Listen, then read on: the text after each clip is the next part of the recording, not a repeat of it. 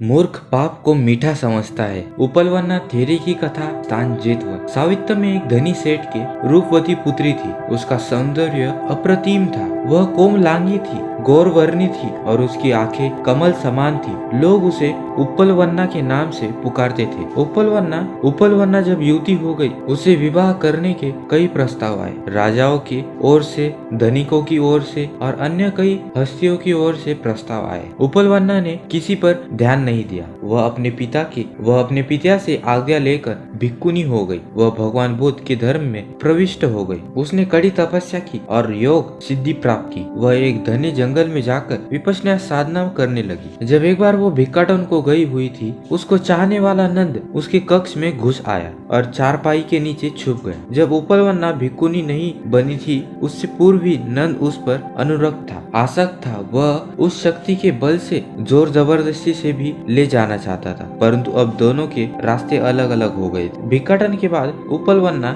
अपने कक्ष में प्रविष्ट हुई। उसने नंद दिखाई दिया। उसने नंद को डांटा, फटकारा, परंतु नंद तो कामाप्त था, उद्गिन्न था। उसने उपलवन्ना है के साथ जोर जबरदस्ती की। वह अपने को रोक नहीं सका। अपने कुकर्मों को अंजाम देकर वह भागा और जो ही वह वहां से निकला, पृथ्वी तल से टकराया और उसकी चंचल काया पृथ्वी सम हो गई और वह उसमें समाहित हो गया। उसका देह अवसान हो गया। भगवान बुद्ध को जब यह सब ज्ञात हुआ तो उन्होंने धर्म प्रविचय किया। पाप कर्म अच्छे नहीं होते हैं। जब तक पाप कर्म फल नहीं देते हैं, तब तक मूर्ख उसे मधु के समान मीठा समझता है, किंतु जब पाप कर्म फल देता है तो मूर्ख दुख को प्राप्त होता है।